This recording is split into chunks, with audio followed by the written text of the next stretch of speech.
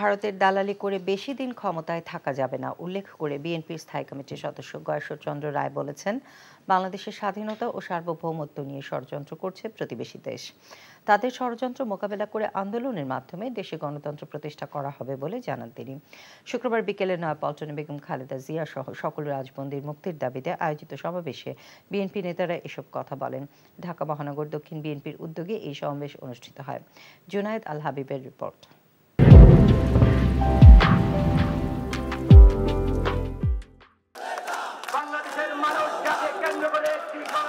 বিশ্ব মা দিবসে বিএনপি চেয়ারপারসন বেগম খালেদা জিয়া সহ গণতান্ত্রিক আন্দোলনে গ্রেফতার সকল রাজবন্দীদের মুক্তির দাবিতে রাজধানীর নয়াপল্টনে সমাবেশের আয়োজন করে ঢাকা মহানগর দক্ষিণ বিএনপি।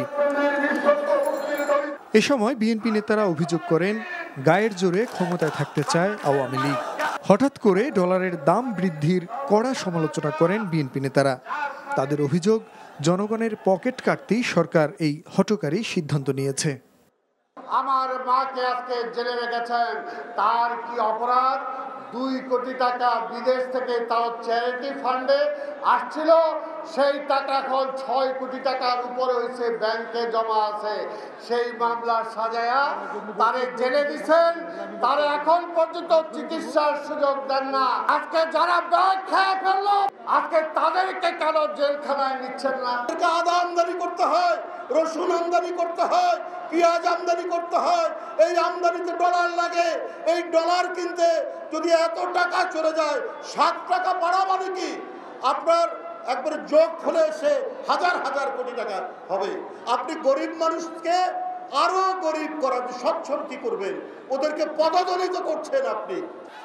ক্ষমতায় থাকার জন্য শেখ হাসিনার এখন দেশের মানুষের প্রয়োজন নেই অভিযোগ করে বিএনপি নেতারা বলছেন, ভারতের তাবেদারি করে বেশি দিন ক্ষমতায় থাকতে পারবে না এই সরকার। আন্দোলনের মাধ্যমে দেশে গণতন্ত্র প্রতিষ্ঠা করা হবে বলেও জানান তারা। শেখ হাসিনার জনসমর্থন শূন্যের কোথায়? এবারে বলা দরকার নাই, কারণ জনগণের তো তার দরকার নাই, যার গাড়ি দরকার তারা তো আছে। ভারতীয় আপনাদের আছে, ভারতীয় আপনাদের লাগবে। এই তো জেল জুলুম অত্যাচার নির্যাতনকে সহ্য করে এখনো বুক টান করে দাঁড়িয়ে আছে স্বাধীনতা রক্ষার। এই স্বাধীনতা কেড়ে নেওয়ার ক্ষমতা প্রতিবেশীদের নাই। সমাবেশ শেষে বেগম খালেদা জিয়ার সুচিকিৎসা নিশ্চিতের পাশাপাশি সকল রাজবন্দীদের মুক্তির দাবিতে মিছিল করে বিএনপি নেতারা। মিছিলটি বিএনপি অফিসের সামনে থেকে শুরু হয়ে নাইটিঙ্গেল মোড় ঘুরে আবার কেন্দ্রীয় কার্যালয়ের সামনে এসে শেষ হয়। জুনায়েদ আল হাবিব, এনটিভি নিউজ, ঢাকা। আন্দোলনে ব্যর্থ ও নির্বাচন ঠেকাতে না পেরে বিএনপি আবারও দেশে আন্দোলনের নামে বিশৃঙ্খলা ও সন্ত্রাস সৃষ্টির পায়তারা করছে বলে অভিযোগ করেছেন আওয়ামী লীগের সাধারণ সম্পাদক ওবায়দুল কাদের। শুক্রবার বিকেলে বঙ্গবন্ধু অ্যাভিনিউয়ের আওয়ামী লীগ কার্যালয়ে সহযোগী সংগঠনের নেতৃবৃন্দের সাথে বৈঠকে এই অভিযোগ করেন তিনি। আন্দোলনের নামে নতুন করে নৈরাজ্য করার চেষ্টা করলে দলটি এবার দ্বিগুণ শিক্ষা পাবে বলেও মন্তব্য করেন তিনি। তামজিদ সুমনের রিপোর্ট। আওয়ামী লীগের সকল সহযোগী সংগঠনের সাথে মতবিনিময় করতেই আয়োজন করা হয় এই বৈঠকের।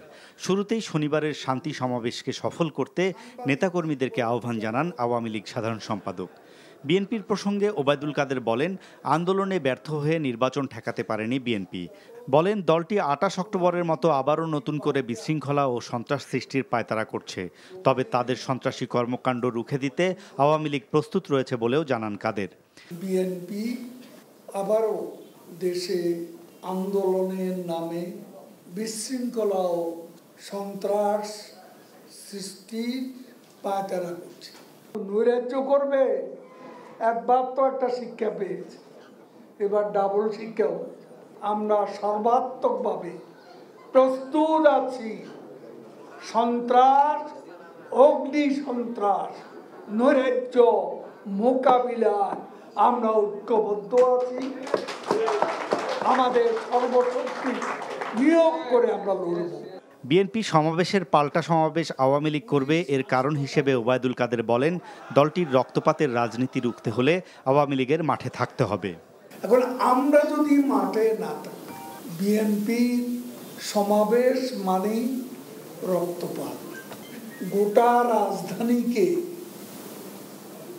আমরা যদি তাদের উপর ছেড়ে দিই তাহলে জনগণের জানমাল সুরক্ষা সমস্যা হতে পারে। আন্দোলনে ব্যর্থ বলেই বিএনপি নির্বাচনে জিততে পারে না, আর এই জ্বালা থেকেই তারা ভোট বয়কট করে বলে মন্তব্য করেন আওয়ামী লীগের সাধারণ সম্পাদক। বলেন, উপজেলা নির্বাচনে অংশ নিয়ে অনেক বিএনপি নেতা দলটির ভোট বর্জনের সিদ্ধান্তকেই বর্জন করেছে। বিএনপি ভোট বর্জনের আহ্বানকে দলের নেতা কর্মীরাই প্রত্যাখ্যান করে ইলেকশন করেছে অনেকে, এবং এই সিদ্ধান্তকে বিদ্যাঙ্গুষ্ট দেখিয়ে নির্বাচনে অংশগ্রহণ করেছে। ভারতের দয়ায় সরকার টিকে আছে রিজভির এমন মন্তব্যের জবাবে কাদের বলেন, দেশের জনগণের ইচ্ছায় আওয়ামী লীগ নিজেদের শক্তি সামর্থ্যের উপর টিকে রয়েছে। Tamjid Suman, NTV news, Dhaka. প্রত্যেক মানুষকে স্বাবলম্বী করতে সরকার নানামুখী উদ্যোগ নিয়েছে জানিয়ে প্রধানমন্ত্রী শেখ হাসিনা বলেছেন, তরুণ সমাজকে চাকরির পেছনে না ছুটে উদ্যোক্তা হতে হবে।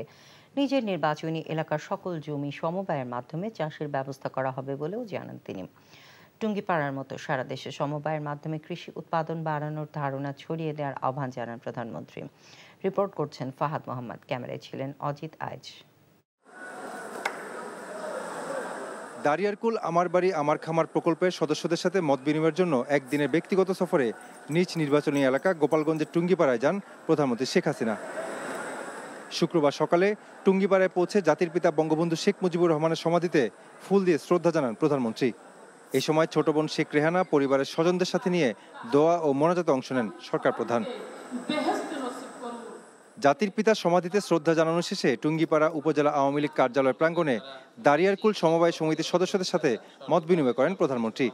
বলেন, বঙ্গবন্ধুর সমবায়ের ধারণা থেকেই আমার বাড়ি আমার খামার ও পল্লী সঞ্চয় ব্যাংক গঠন করেন তিনি। তিনি বলেছিলেন যে আমি এই ঘুণে ধরা সমাজ ভেঙে নতুন সমাজ গড়ে তুলব, কিন্তু তিনি জানতেন যে আমাদের যদি উৎপাদন বাড়াতে হয় তাহলে সেখানে আধুনিক প্রযুক্তি ব্যবহার করতে হবে, কৃষি যান্ত্রিকীকরণ করতে হবে।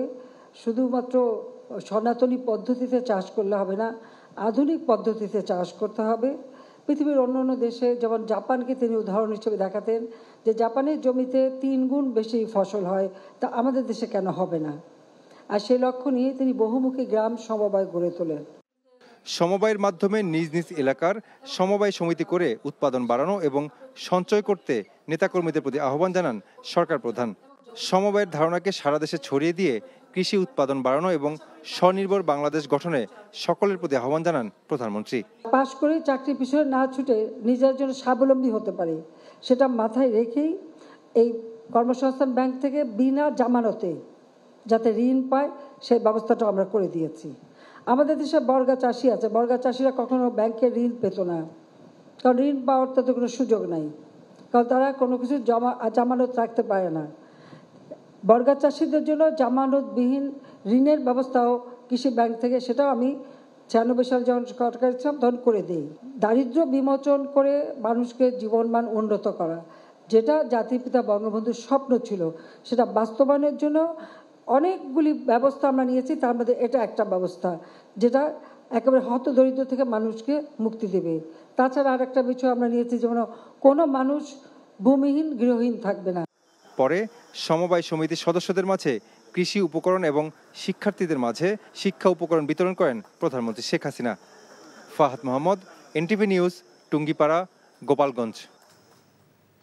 বাজারে মাছ, মাংস, ডিম সহ সব ধরনের আমিষের দাম চড়া। আরেক দফা বেড়ে মুরগির কেজি 400 টাকা ছাড়িয়েছে। সবজির দামও বেড়েছে আরেক দফা, কয়েকটি সবজির কেজি 100 টাকা ছুঁয়েছে।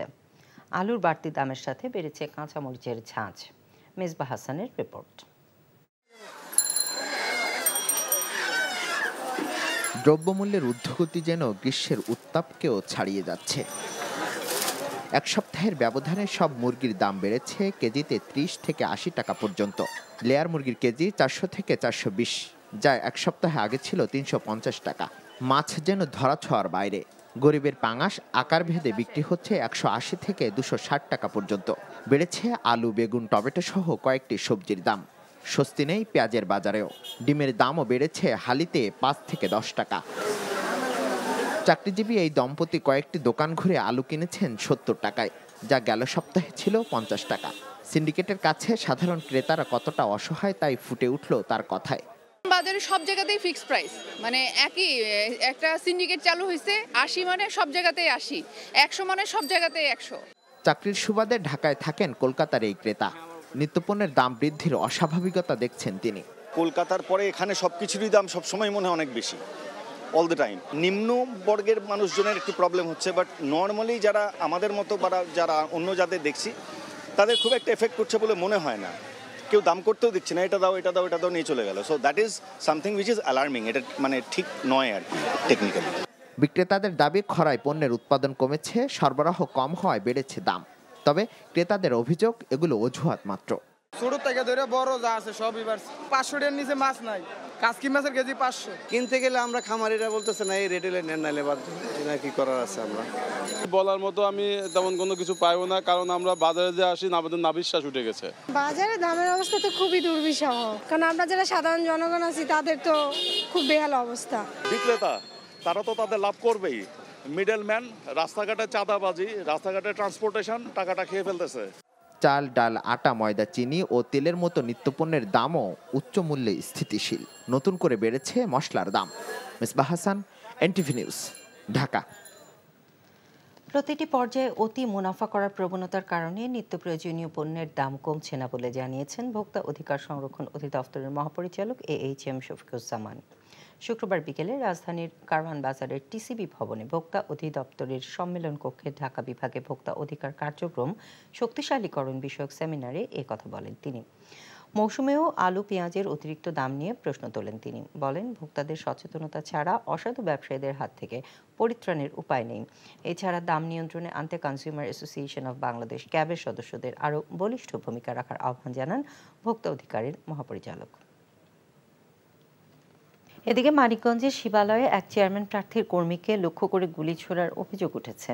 শিবালয় উপজেলা পরিষদের চেয়ারম্যান প্রার্থী ও জেলা আওয়ামী লীগের সহসভাপতি আব্দুর রহিম খানের অভিযোগ, শুক্রবার বিকেলে উপজেলার ডাক্তারখানা এলাকায় তার কর্মী জয় ঘোষকে লক্ষ্য করে 4 রাউন্ড গুলি ছুড়ে প্রতিদ্বন্দ্বী প্রার্থী উপজেলা আওয়ামী লীগের সভাপতি রেজাউর রহমান খান জানুর ছেলে ফাহিম খান রনি। এদিকে পাশের বাড়িতে আশ্রয় নিয়ে প্রাণে রক্ষা পান জয় ঘোষ। এই ঘটনার প্রতিবাদে সন্ধ্যা থেকে 3 ঘণ্টা সড়ক অবরোধ করে রহিম খানের কর্মী সমর্থকরা। স্থানীয় সংসদ সদস্য সালাউদ্দিন মাহমুদ জাহিদ ও পুলিশ সুপার গোলাম আজাদ খান ঘটনাস্থলে গিয়ে সুষ্ঠু বিচারের আশ্বাস দিলে অবরোধ তুলে নেয় বিক্ষোভকারীরা। এই ঘটনায় থানায় লিখিত অভিযোগ করা হয়েছে। আসসালামু আলাইকুম। শিরোনামে আমন্ত্রণ জানাচ্ছি আমি নাজদিন আহমেদ। বাংলাদেশের কমিউনিস্ট পার্টি সিপিবির উপদেষ্টা এবং মুক্তিযুদ্ধের সংগঠক ও নেতা হায়দার আকবর খান রনর মরদেহ হাসপাতাল থেকে বাসায় নেওয়া হয়েছে। সকালে রাজধানীর হেলথ অ্যান্ড হোপ হাসপাতালে থেকে ধানমন্ডির বাসায় নেওয়া হয়েছে তার মরদেহ। দীর্ঘদিনের সহকর্মীকে দেখতে ছুটে যান বিভিন্ন রাজনৈতিক দলের নেতারা। 10টা পর্যন্ত সেখানে রাখার পর লাশ নেওয়া হবে সমৃতা হাসপাতালের হিমঘরে। হায়দার আকবর খান রনকে প্রকৃত দেশপ্রেমিক উল্লেখ করে সিপিবির সাবেক সভাপতি মুজাহিদুল ইসলাম সেলিম বলেছেন, তার মৃত্যুতে দেশের রাজনৈতিক অঙ্গনে বড় শূন্যতা সৃষ্টি হয়েছে। শুক্রবার মধ্যরাতে 81 বছর বয়সে মারা যান বর্ষিয়ান এই রাজনীতিবিদ। তীব্র শ্বাসকষ্টে ভুগছিলেন হায়দার আকবর খান রন। কমরেড হায়দার আকবর খান রন একজন সাহসী মুক্তিযোদ্ধা ছিলেন এবং এই মুক্তিযুদ্ধে তার অসাধারণ অবদান আমাদের সংগ্রামের প্রস্তুতি পর্বে মুক্তিযুদ্ধকে র্যাডিক্যাল করার জন্য যেমন অবদান রেখেছে, মুক্তিযুদ্ধে সরাসরি প্রত্যক্ষভাবে অংশগ্রহণ করার ভেতর দিয়েও তিনি কিন্তু অবদান রেখেছেন। আমাদের দেশকে মুক্তিযুদ্ধের ধারায় আবার যাতে আমরা ফিরিয়ে আনতে পারি সেই জন্য তিনি আমৃত্যু চেষ্টা করে গেছেন এবং সেই পথ ধরেই আমাদেরকে অগ্রসর হতে হবে। সোমবার সকালবেলা 10টার দিকে প্রথমে সিপিবি অফিসে, কমিউনিস্ট পার্টি অফিসে বাবার মরদেহ রাখা হবে এবং সেখানে সকলে শ্রদ্ধা জানাবে।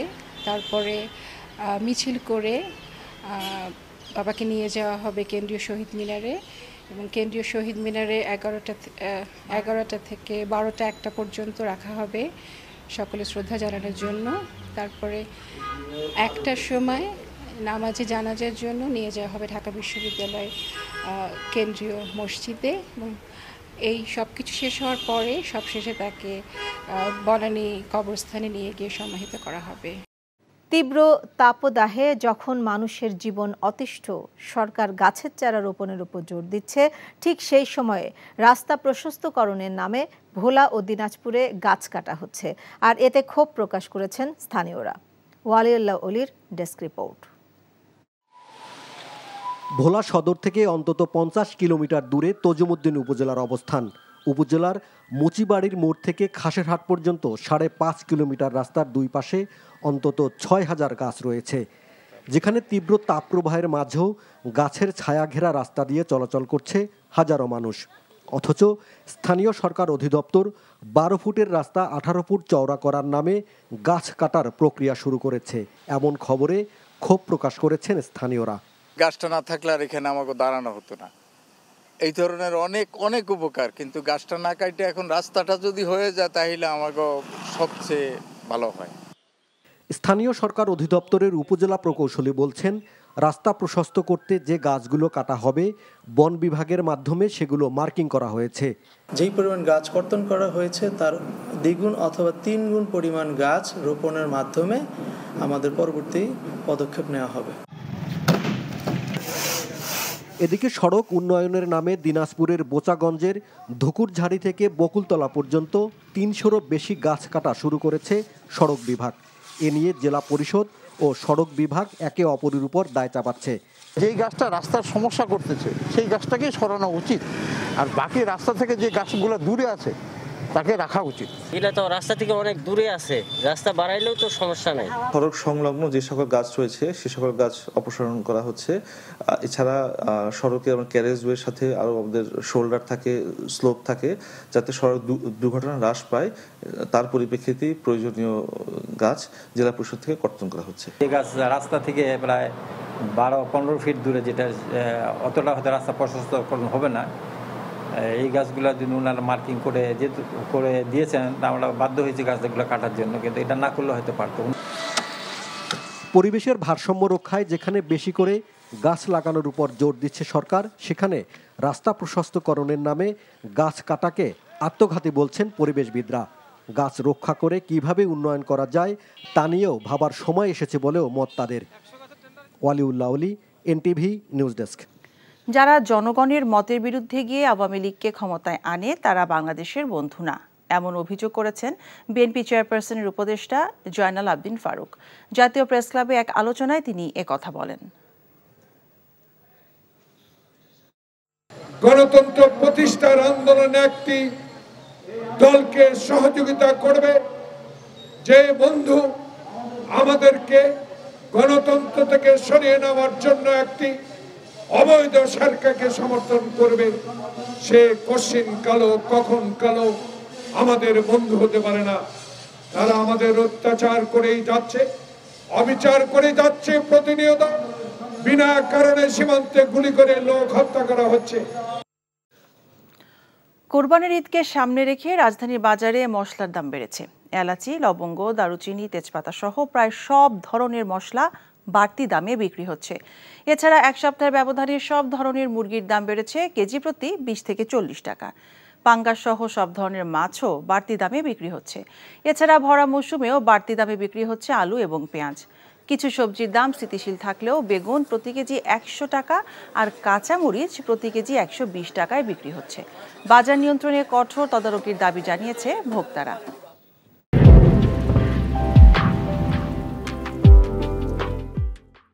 দেশের উন্নয়ন যাদের ভালো লাগে না তাদের সমালোচনায় কিছুই আসে যায় না বলে মন্তব্য করেছেন প্রধানমন্ত্রী শেখ হাসিনা। তিনি একই সঙ্গে বলেছেন, রাস্তা বানাতে উচ্চ খরচ নিয়ে যারা প্রশ্ন তোলেন তাদের বাংলাদেশের মাটি সম্পর্কে ধারণা নেই।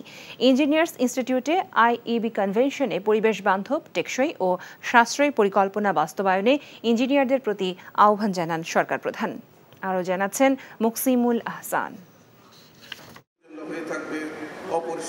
পেশাজীবী প্রায় 17,000 প্রকৌশলীর প্রতিষ্ঠান ইঞ্জিনিয়ার্স ইনস্টিটিউশন বাংলাদেশের 61তম সম্মেলনের উদ্বোধন করেন প্রধানমন্ত্রী শেখ হাসিনা।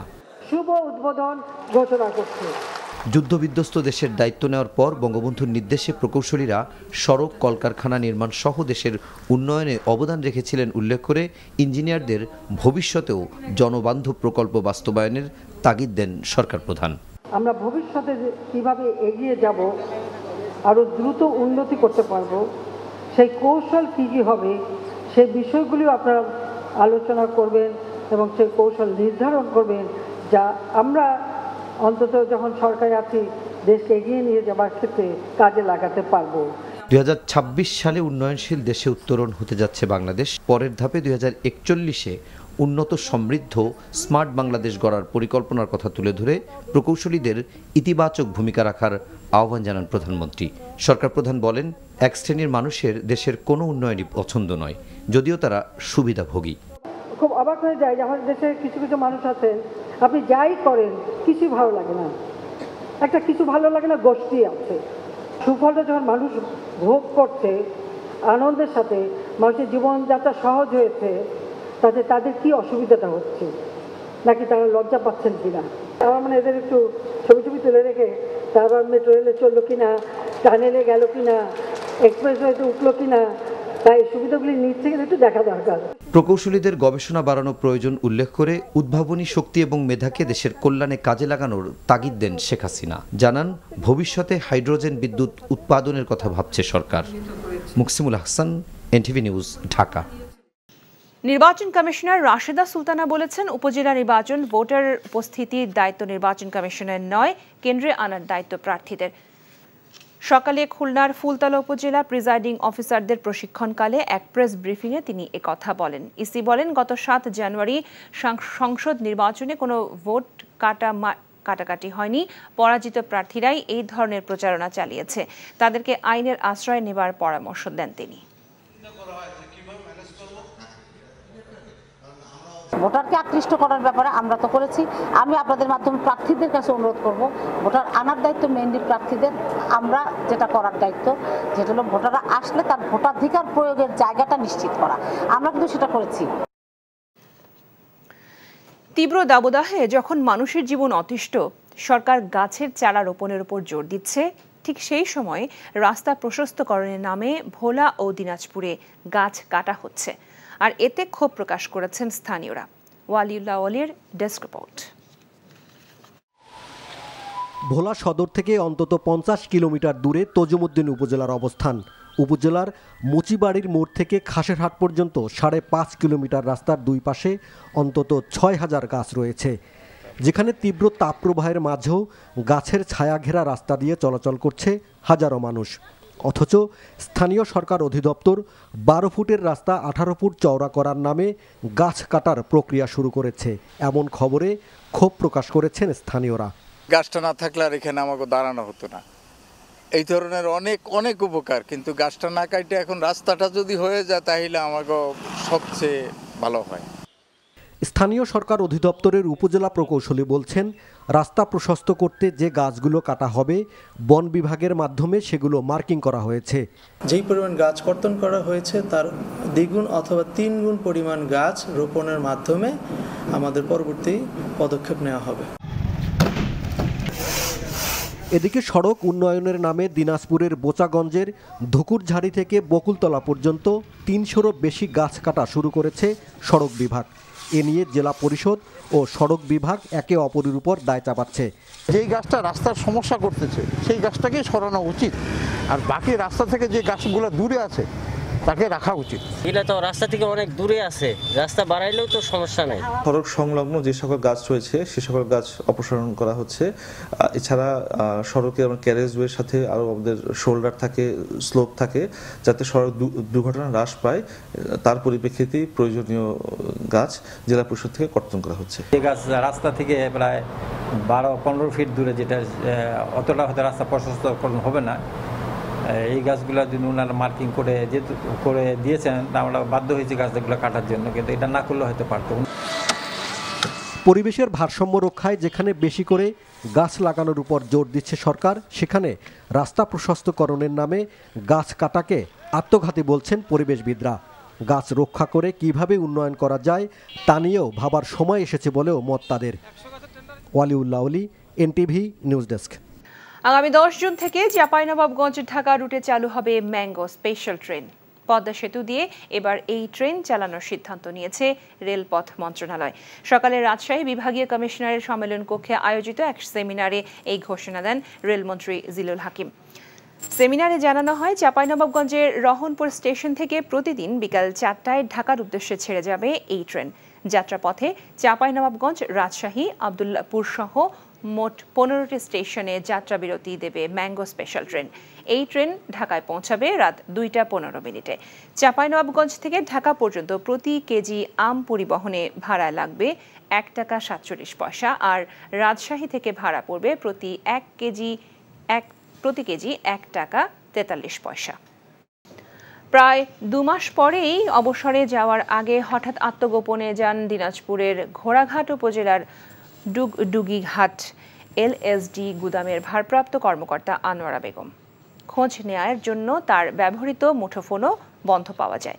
ছুটি না নিয়ে কয়েকদিন কার্যালয়ে অনুপস্থিত থাকায় তার গ্রামের ঠিকানায় একাধিকবার নোটিশ পাঠায় উপজেলা খাদ্য কর্মকর্তা কার্যালয়। তার বিরুদ্ধে অভিযোগ ওঠে সরকারি চাল আত্মসাতের। এ নিয়ে থানায় সাধারণ ডায়েরি করেছেন উপজেলা খাদ্য নিয়ন্ত্রক। ঘটনার সত্যতা যাচাই করতে ইতোমধ্যেই 5 সদস্যের তদন্ত কমিটি গঠন করেন জেলা খাদ্য নিয়ন্ত্রক। অবশেষে রংপুর নগরবাসীকে জলাবদ্ধতা থেকে মুক্ত করতে প্রায় 16 কিলোমিটার দীর্ঘ শ্যামসুন্দরী খালটি পরিষ্কার পরিচ্ছন্নতা কাজ শুরু করেছে বিডি ক্লিন নামে একটি স্বেচ্ছাসেবী সংগঠন। সকাল থেকে খালটি পরিষ্কার পরিচ্ছন্নতা কার্যক্রম শুরু করা হয়। খালটির 15টি পয়েন্ট চিহ্নিত করে সংগঠনের 1000 স্বেচ্ছাসেবক অংশ নেয়। রংপুর স্টেডিয়াম এলাকায় এর উদ্বোধন করেন সিটি মেয়র মোস্তাফিজুর রহমান মোস্তফা। এ সময় উপস্থিত ছিলেন বিভাগীয় কমিশনার জাকির হোসেন। এছাড়াও প্রশাসনের ঊর্ধ্বতন কর্মকর্তা সহ বিভিন্ন পেশাজীবী সংগঠন অংশ নেন। কারিগরি শিক্ষাকে মর্যাদা প্রদান ও ডিপ্লোমা ইঞ্জিনিয়ারিং শিক্ষাকে বিএসসি সমমান মর্যাদা প্রদানের সিদ্ধান্তের দ্রুত বাস্তবায়নের দাবি জানিয়েছে ইনস্টিটিউট অব ডিপ্লোমা ইঞ্জিনিয়ার্স। দুপুরে সিলেট প্রেস ক্লাবে এক সংবাদ সম্মেলনে বক্তারা কারিগরি শিক্ষার সঠিক প্রসার ও প্রয়োগের ক্ষেত্রেও ষড়যন্ত্রের মাধ্যমে সংকুচিত করা হচ্ছে। এক্ষেত্রে শিক্ষা মন্ত্রণালয়ের সিদ্ধান্তকে বাধাগ্রস্ত ও উপেক্ষা করা হচ্ছে। অবিলম্বে সকল ষড়যন্ত্র দূর করে কারিগরি শিক্ষার প্রসার ও গ্রহণযোগ্যতা বৃদ্ধিতে গৃহীত উদ্যোগের বাস্তবায়ন দাবি করেন তারা। PNP leader Joinal Abidin Farooq alleged that those who brought Awami League to power taking a stand against the people are not friends of Bangladesh. He said this in front of the National Press Club today. গণতন্ত্র প্রতিষ্ঠার আন্দোলনে একটি দলকে সহযোগিতা করবে যে বন্ধু আমাদেরকে গণতন্ত্র থেকে সরিয়ে নেওয়ার জন্য একটি অবৈধ সরকারকে সমর্থন করবে, সে কশিন কালো কখন কালো আমাদের বন্ধু হতে পারে না। তারা আমাদের অত্যাচার করেই যাচ্ছে, অবিচার করে যাচ্ছে। প্রতিনিয়ত বিনা কারণে সীমান্তে গুলি করে লোক হত্যা করা হচ্ছে। Foreign Minister Dr. Hassan Mahmood has said though the world is praising Prime Minister Sheikh Hasina's leadership, PNP and some political parties cannot do this. He made the remark while attending a program in Chattogram today. সরকারের নাকি একদম ভিত নাই, সরকারের ভিত নাই বিধায় পরপর 4 বার আমরা রাষ্ট্র ক্ষমতায়। তোমরা তো টেনে ফেলে দিতে চেয়েছিলে, টান দিতে গিয়ে দেখা গেল তোমরাই ধপাস করে পড়ে গেছো, আপনারাই ধপাস করে পড়ে গেছে। এখন কোমর যে ভেঙে গেছে সেটা একটু আস্তে আস্তে দাঁড়ানোর চেষ্টা করছে। Election Commissioner Rashida Sultana said that the candidates are responsible for bringing the voters to the polling centers. She said this at a briefing in Khulna today. ভোটারকে আকৃষ্ট করার ব্যাপারে আমরা তো করেছি। আমি আপনাদের মাধ্যমে প্রার্থীদের কাছে অনুরোধ করব, ভোটার আনার দায়িত্ব মেইনলি প্রার্থীদের।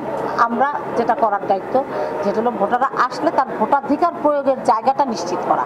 আমরা কিন্তু সেটা করেছি। To carry mangoes from Chapainabganj and Rajshahi to Dhaka, the railway is set to launch the special mango train on 10th June for the 5th consecutive year. The Railways Minister Zilur Hakim said this at a program in Rajshahi today. This time the train will run through the Padda Bridge. The train will leave Chapainabganj at 4 p.m. and reach Dhaka at 2 a.m. The train will stop at 15 stations in this regard.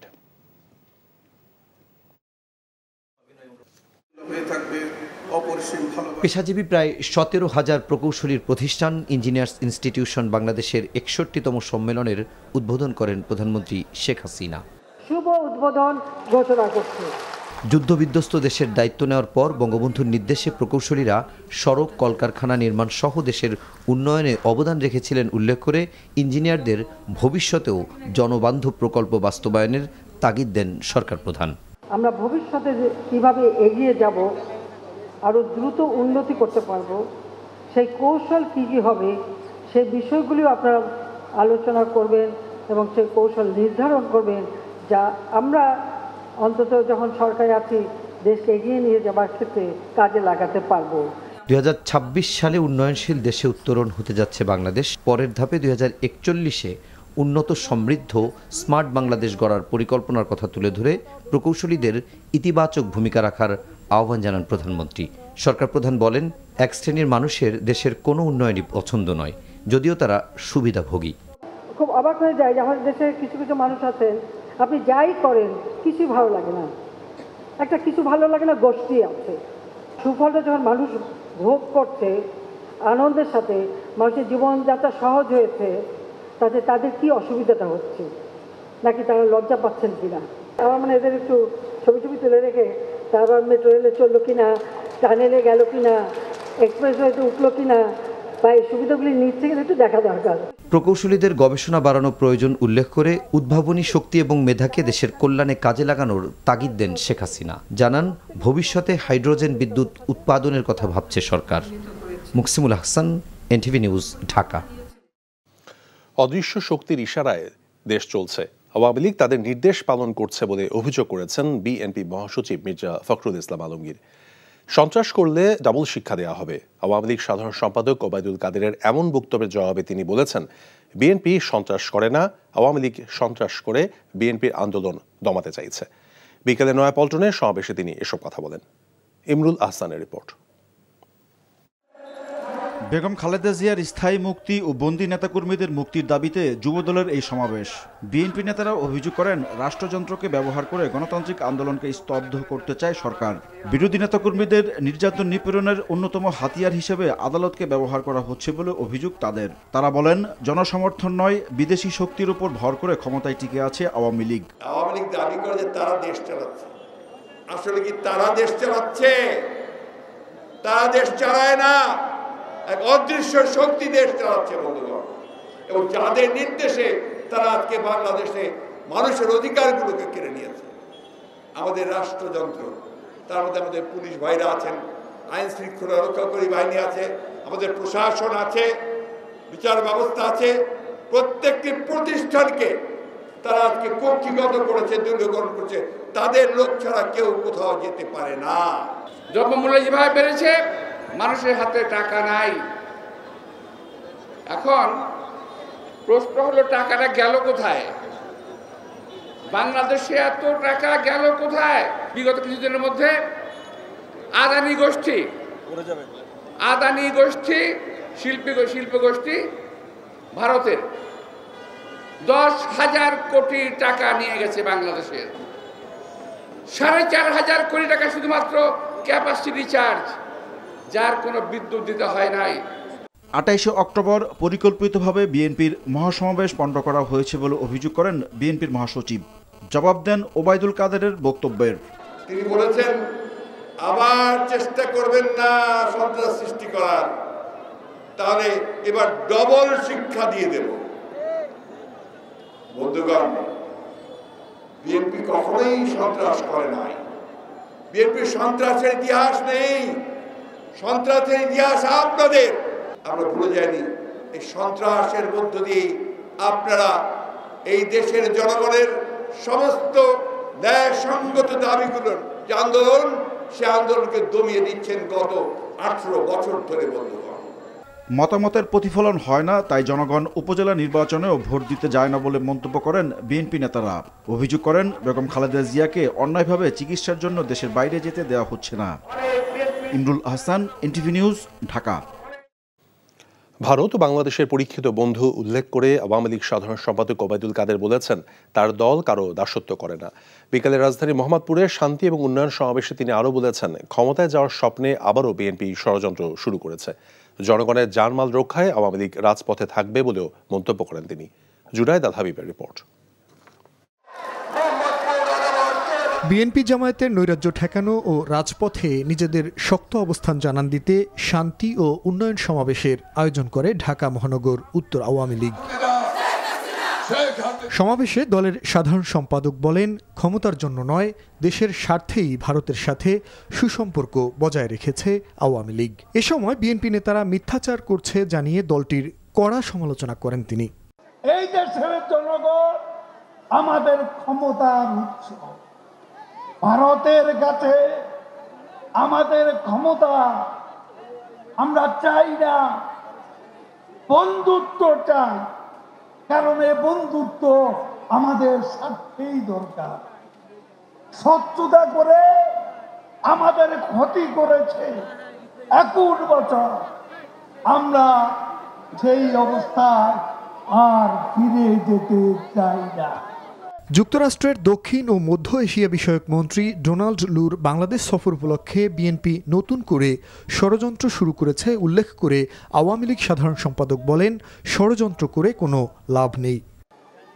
মার্কিন সহকারী পররাষ্ট্রমন্ত্রী বাংলাদেশে আসছে, BNP নেতারা আবার দাঙ্গা হয়ে গেছে, আবার ক্ষমতার স্বপ্নে বিভোর হয়ে গেছে। আরে বেকুবের দল, লু আসছেন বাংলাদেশে শেখ হাসিনা সরকারের সঙ্গে সম্পর্ক আরো এগিয়ে নিতে, বিএনপির স্বপ্ন পূরণের জন্য আমেরিকাও আর আসবে না। দেশের অর্থনৈতিক ভিত এখন অনেক মজবুত উল্লেখ করে দেশকে এগিয়ে নিতে শেখ হাসিনার উপর আস্থা রাখারও আহ্বান জানান আওয়ামী লীগ নেতারা।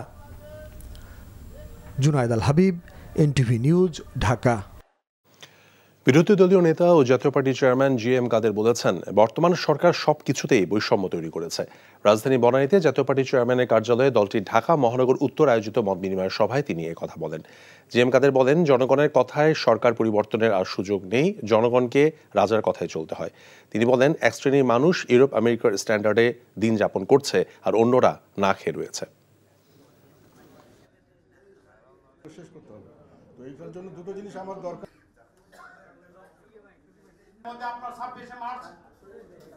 প্রজাদের যে মালিকানা সেটা ছিনতাই হয়ে গেছে, এটা আমি আগেও কয়েকবার বলছি। মালিকানা তাদের হাতে নাই, এটা হলো বাস্তব কথা।